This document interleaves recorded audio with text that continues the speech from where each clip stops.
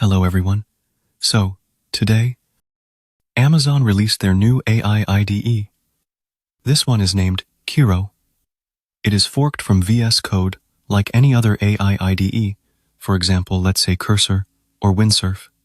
But what makes it different is that it includes a spec feature, which basically means the agent designs and plans the task before jumping right into coding it. This helps it solve more complex tasks and solve problems in a higher level, which is what makes it so great. So, let me show you how you can start using it. First, head over to kiro.dev, then click on the download button. Choose your OS and download accordingly, and it should be installed. It is on its preview stage, so you can use it with Claude 4 for free and unlimited times. You get options to add MCPs. Form this sidebar icon here. You can open up the chat interface by clicking this button. When you open it up, you can see to modes, spec and vibe.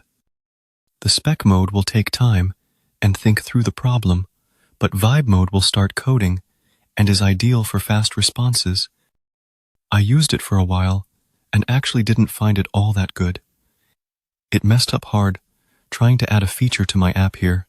It basically struggles with function calls and sometimes hallucinates, like I told it to add auth to this Vite plus React app I was working on, and it started to make a Minesweeper game.